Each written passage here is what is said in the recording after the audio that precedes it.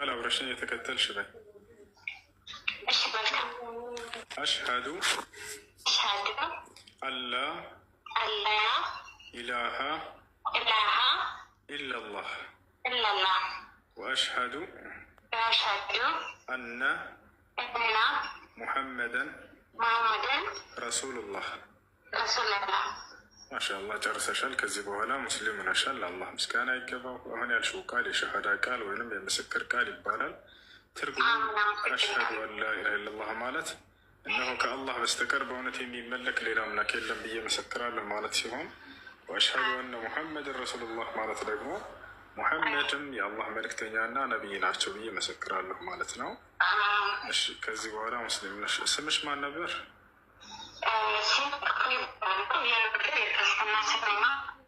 ማን ይባላል ስምሽ? ፍሬ ነው ያልሽው? ፓስፖርቱ ተልኮላል አይደለ? አይዲና ፓስፖርት ተልኮላል። ተልኮልኛል። ኩር እባላለሁ። እሺ፣ ደስ የሚልሽ ሙስሊም ስም የመረጥሽው አለ ወይንስ የለም? እኔ በራሴ ነው የመረጥኩት። ከሁለት ዓመት በፊት ነበር። ዙራ ደግሞ እንትን ነው ያኔ ትንሽ የቤተሰብ ጫና ስለነበረብኝ ለምንድን ነው ከዚህ ምትወጪ ያሉ በጣም ነበር። ያኔ ታውቃለህ፣ በዚህ ጉዳይ ላይ ሃይማኖት ማለት ቀላል አይደለም። ግን ያው እኔ በራሴ ስለፈለኩ ነው ከዚህ ለመውጣት። እሺ፣ ደስ የሚልሽ ሙስሊም ስም የመረጥሽው አለ ወይንስ እኔ ላውጣልሽ? ከዚህ በፊት የምትጠሪበት ካለ በዚህ ማጣራት ትችላለሽ።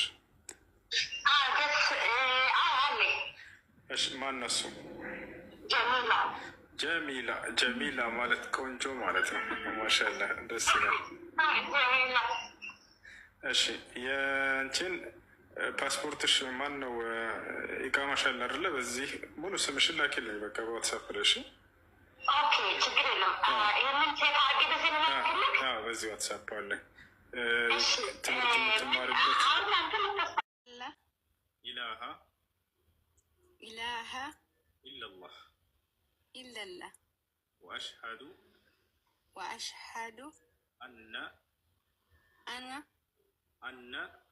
አነ ሙሐመደን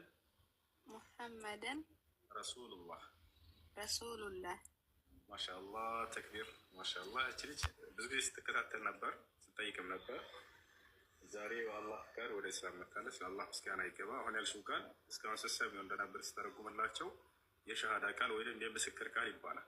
ትርጉሙ አሽሀዱ አን ላ ኢላሃ ኢለላህ ማለት እነሆ ከዚያ ከአንዱ ከአላህ በስተቀር በእውነት የሚመለክ ሌላ አምላክ የለም ብዬ መሰክራለሁ ማለት ሲሆን፣ ወአሽሀዱ አነ ሙሐመድን ረሱሉላህ ማለት ደግሞ ሙሐመድም የአላህ መልእክተኛና ነቢይ ናቸው ብዬ መሰክራለሁ ማለት ነው። ከዚህ በኋላ ሙስሊም ሆነሻል። አላህ ምስጋና ይገባው። ስምሽ ማን ነበር?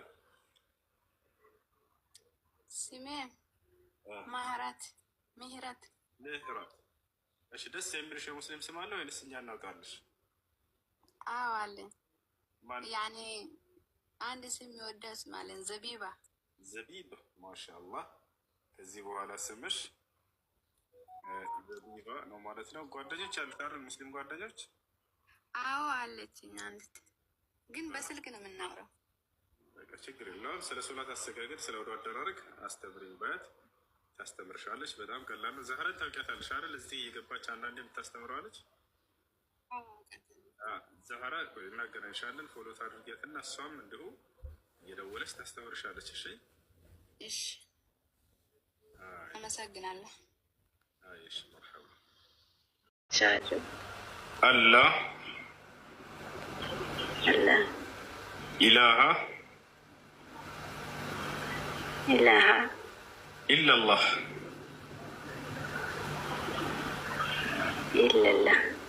ወአሽሀዱ አነ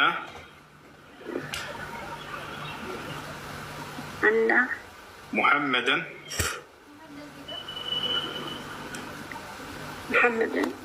ረሱሉላህ።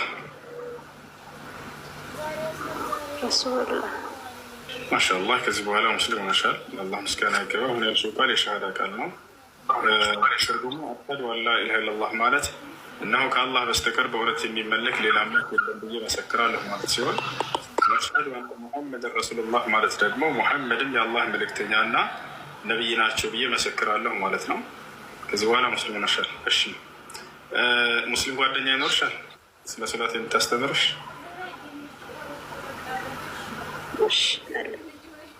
ካሉሽ አናግሪያቸው። ስለ ሶላት ያስተምሩሻል። ቀላል ነው። ስንት ትጀምሪያለሽ? ጾምም ነው አሁን ከነገ ጀምረሽ ትጾሚያለሽ ማለት ነው። ስምሽ ማን ነበር?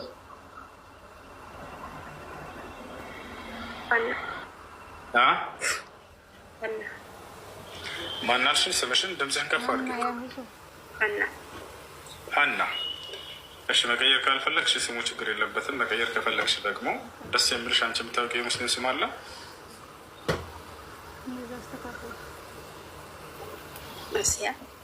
አሲያ።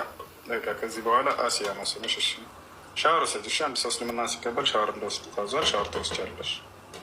እሺ የምትማሪበት ግሩፕ ምናምን እንዳስገባሽ ደግሞ ፎሎ አድርጊኝና በውስጥ ድራማ አትስራ። እስቲ አሁን ሁለቱንም ሻሃዳ ሲያስካቸውን ሴቶች በቃ ተናደፍ ነው። አሁን ሻሃዳ ሲያስካቸውን ቪዲዮ ገብታችሁ ውስጥ እናመሰግናለን።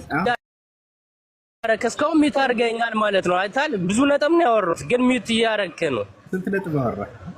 ድራማ አትስራ። አቅም ዋለኝ የምትል ከሆነ ወጥተህ መነጋገር ነው። አቅም ያላቸው ሰዎች አሉ አይደለ? እኛ የከተማ ልጆች ነን፣ ከሙስሊም ወንድሞች ጋር አብረን ያደግን ፍቅርና የምናውቅ ሰዎች ነን። አንተ ስትሳደብ የእስራኤል ጎረምሳ ብለህ ስትሳደብ አንድ የዛተብህ ክርስቲያን አለ? አንድ እፎይን እንገለዋለን እንላጨዋለን ምን የሚል አንድ ቪዲዮ አንተ አለ? እኔ ፈለግከውን እቀጣለሁ። አንድ ቪዲዮ ታሳየኛለህ? ክርስቲያን አንተ ላይ ዝቶ ያሳየህ ቪዲዮ የሁላ እየተሳደብክ ራስ ከሌላም ጨምሮ ካለ ጨምርና ከሌለ ወረድ በራስ ግዜ እንዳታወሩ ካለ ጨምር። ሌላም ትናገረው ኬቢ በደንብ ስደበው እና ይውጣልህ። በደንብ ስደበው ይውጣልህ። እሺ ያላ እንዴት ናስለት ጨምር ያለ ውስጥ ላይ ያለው እንዴት ሁሉ ተንፍስ። ሌሎችም እናንተ እየመጡ የተናፈሱ ችግር የለውም። ያላ በል قول كل ما عندك طلع ما في بطنك. يلا አልወጣለትም። ይቀርዋል። ስደበው። ምትናንሰለት ሰላ አሰላ ገና ነው። እሺ አየህ አንስቻለሁ። ቀጥል ኬቢ።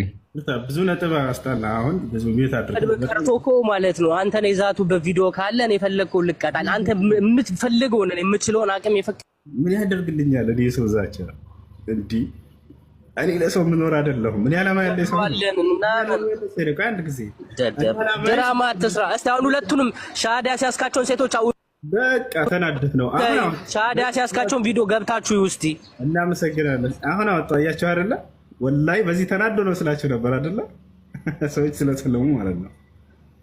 ልክ እንዳንተ ተደብቀው ይንጨረጨራሉ አስተማሪዎቻችሁ፣ እናውቃለን። ያ ይገርመኛል።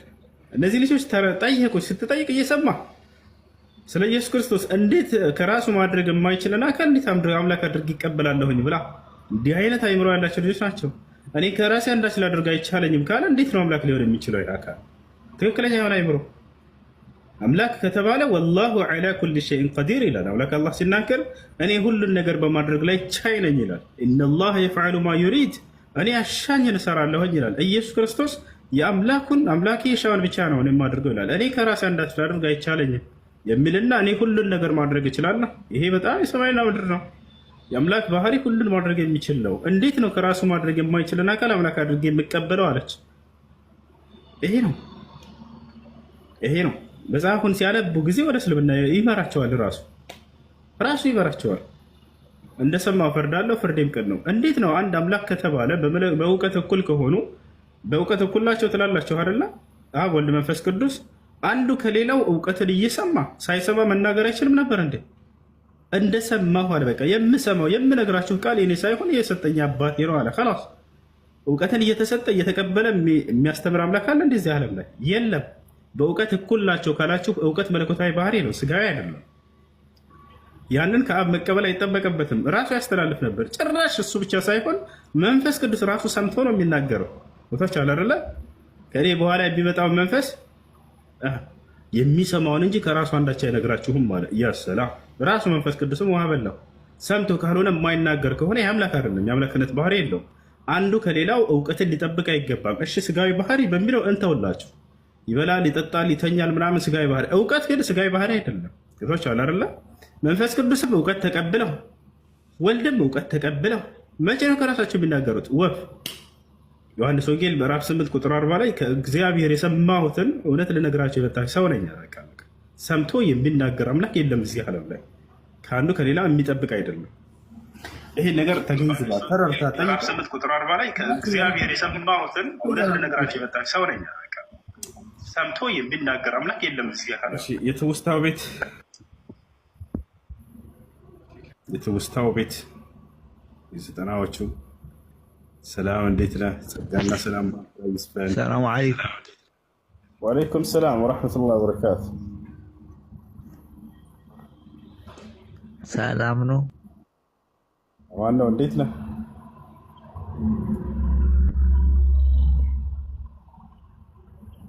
አይ እሺ፣ መስፈን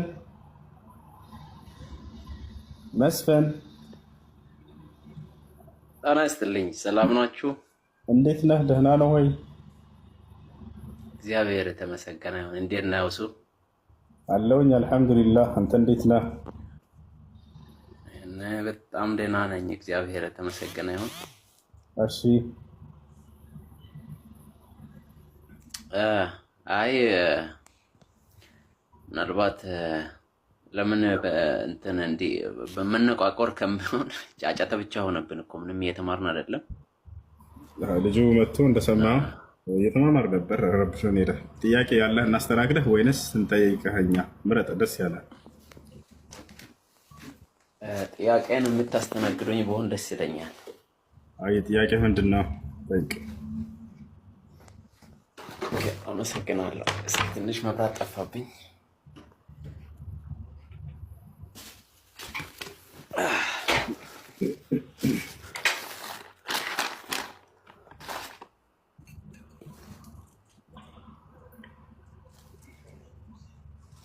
ሀሳቡን ንገረን። ሀሳቡ እንደዚህ ነው። ምናልባት ጥያቄው በሀዲስ ላይ ነው የሚገኘውና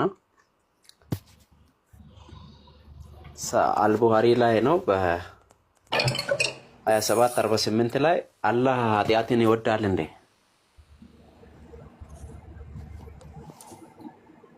አይወድም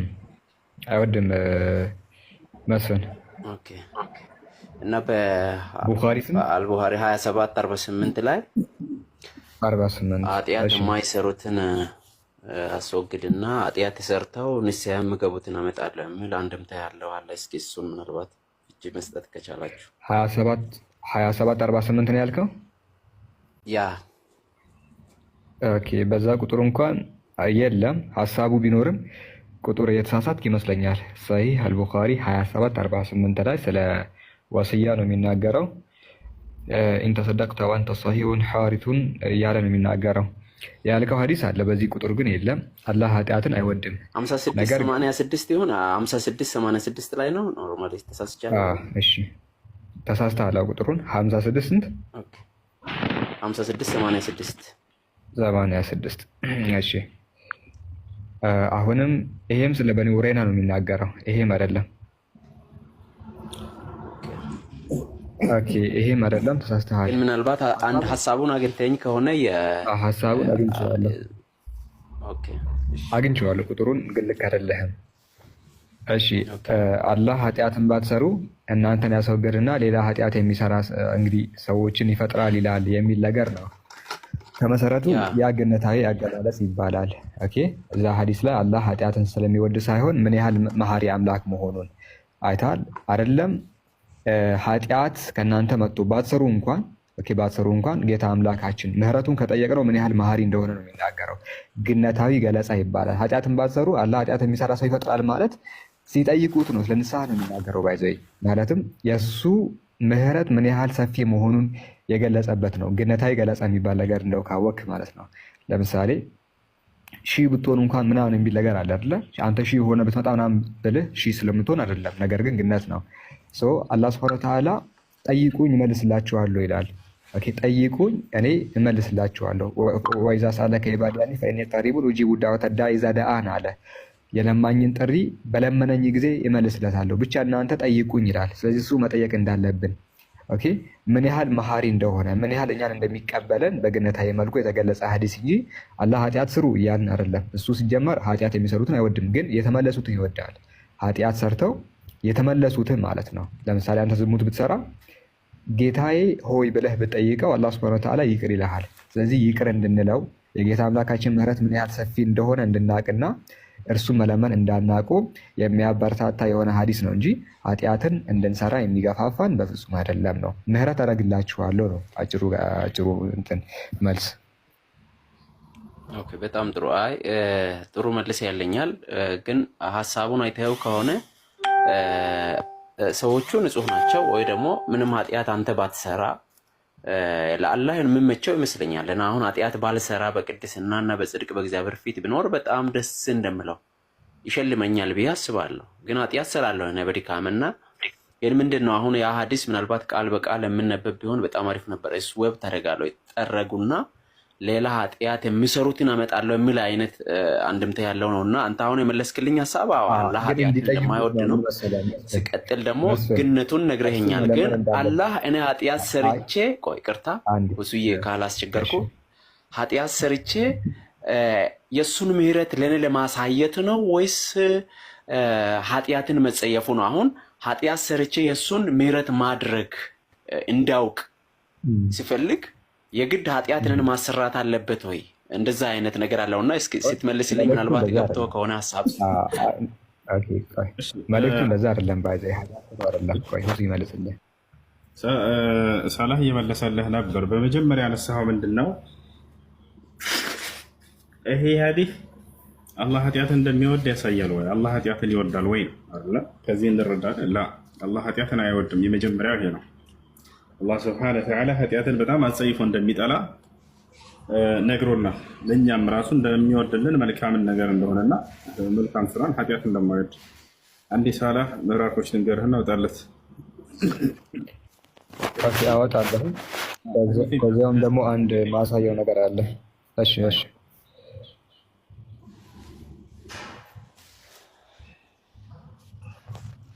ኦኬ ኦኬ ኦኬ ይታያል። ሁሱ ሱረቱል ሁጁራት ላይ ያውጣ እስኪ ቁጥር ምዕራፍ ስንት ሱረቱል ፈልገው ቆይ ወረታች ወረድ ሱረቱል ሁጁራት ወረድ ታች እስኪ ወረታች ያና ሁጁራት እሱ እስኪ ዝቅ አድርገው ወረታች ያውና ስርጋ ወዕለሙ አነ ፊኩም ረሱሉላህ ሐበበ ኢለይኩሙል ኢማን ታችኛው እሱ ማለት ነው። አንበስ ያውና እሱኛ በውስጣችሁም የአላህ መልእክተኛ መኖሩን እወቁ። ከነገሩ በብዙ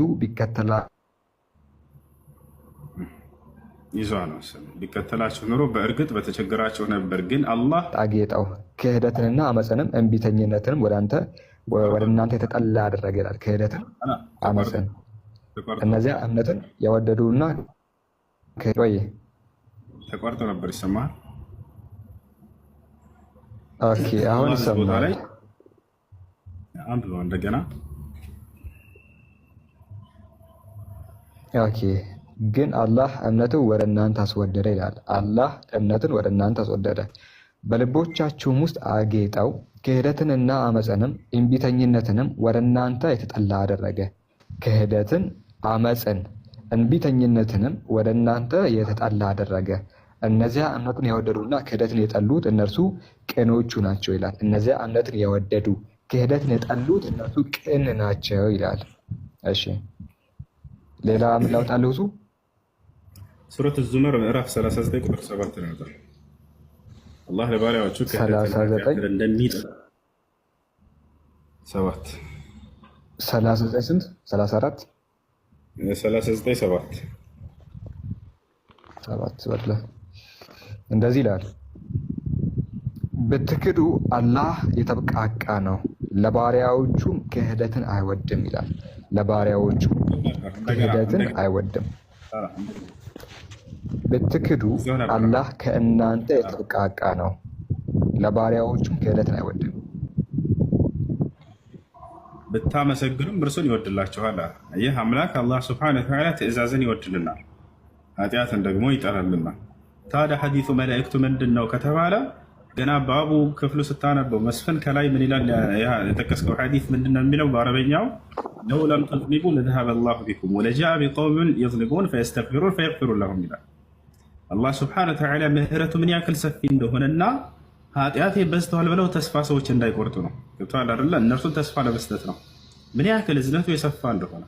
ሰውየው ለምሳሌ እኔ ኃጢአቴ በዝተዋልና አምላክ እንዴት ይምረኛል ብሎ ከእርሱ እንዳይረቅ ያንን አላህ ስብሐነሁ ወተዓላ ተስፋ የሚሰጥ የሆነ ሐዲስ ነቢያችን ሰለላሁ ዐለይሂ ወሰለም እንዲናገሩ ነግሯቸው እንጂ አላህ ኃጢአትን ስለሚወድ አይደለም። ያው ኃጢአትን በጣም አጸይፍ እጠላለሁ እያለ ይናገራል።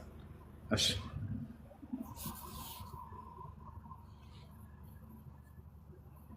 ይኸው አንዴ እቺን ብቻ ላንብብና ከዛ በኋላ ይሄኛውን አነባለሁ። ኢብኑ ማሊክ ታላቁ የእስልምና ስኮላር ሐዲሱን በተመለከተ ምንድን ነው የሚለው? ይህ ሰዎች ኃጢአትን እንዲሰሩ ለእነርሱ ማበረታቻ አይደለም፣ ይልቁንም የተሰጠው ለባልደረቦቹ ጭንቀት እንዲቀላቸው እንዲለቃቸው ሲሆን የነበራቸውን ከፍተኛ ፍርሃት ለማስወገድ ነው ይላል። ስለዚህ አምላክ ይቅር ባይ እንደሆነ እሱም ብንለምነው ይቅር እንደሚለን ለማሳየት ነው። ሌላኛው ደግሞ ሱለይማን ብን አብድላህ ምንድነው የሚለው? በዚህኛው ሊንክ ታገኛለህ። የዚህ ሐዲስ ዓላማ የሰውን ድክመት እና የኃያሉ አላህ የይቅር ባይነቱን ታላቅነት ለማረጋገጥ ነው። አንድ ሰውም ኃጢአቱን ምክንያት አድርጎ ተስፋ ቆርጦ ከአላህ ከመራቅ ይልቁንም ንስሐ ለመግባት ተነሳሽነቱን ለመጨመር ነው ይላል።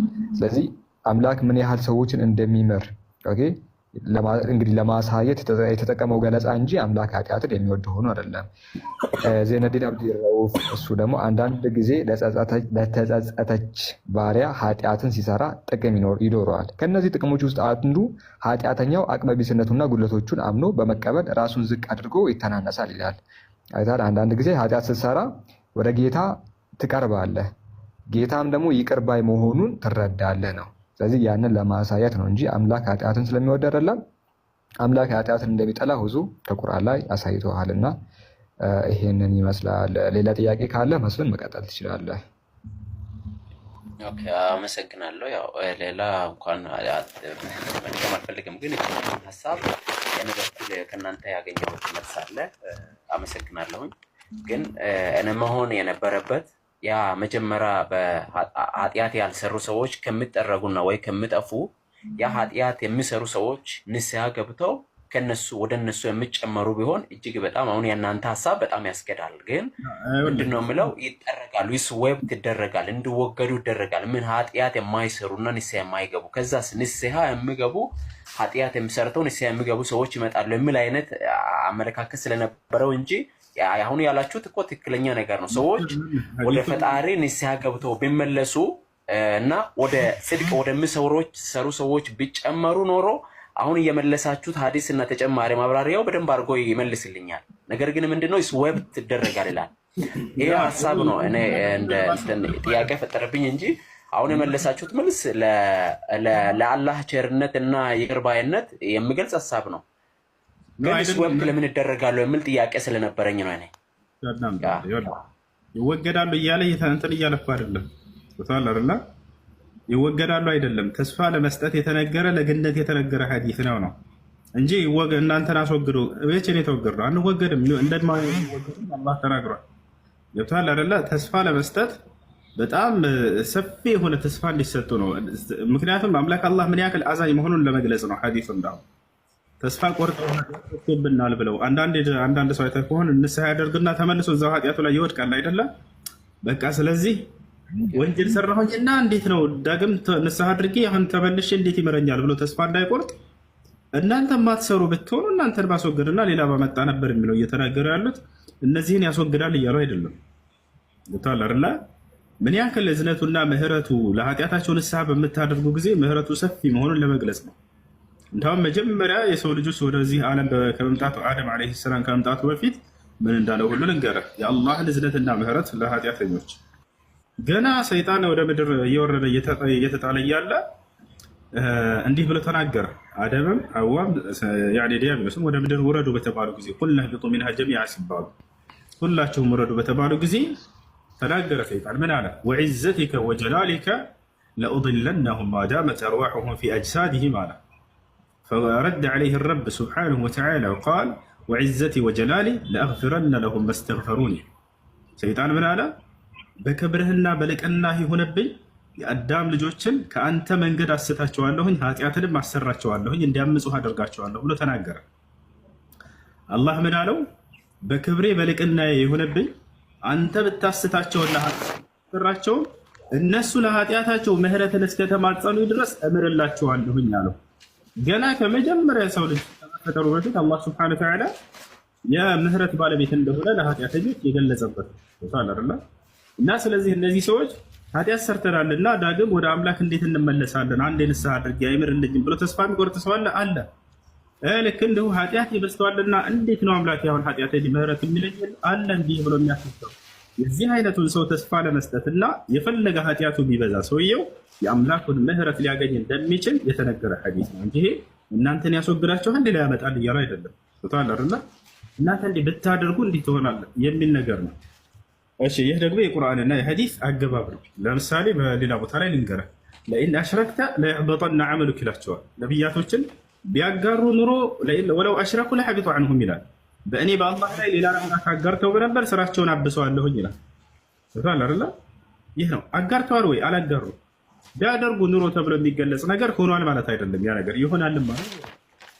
ሌላ ቦታ ላይ ለኢን አሽረክተ ለየሕበጠነ ዐመሉክ ይላቸዋል። ብታጋራ ስራን አብሰዋለሁ ይላቸዋል። ነብዩ ሰለላሁ ዐለይሂ ወሰለም አጋርተዋል ወይ አላጋሩ? አሁንም ይሄ እንደዚህ ብትሆኑ እንደዚህ ትሆናላችሁ የሚባል ነገር ግነትን ለመግለጽ እንጂ ያኔ በውስጡ የአምላክን ምን ያክል እዝነትና ምህረትን እነዚህ ለመግለጽ ናቸው። ኦኬ ትንሽ የመጨረሻ ሀሳብ ልናገር።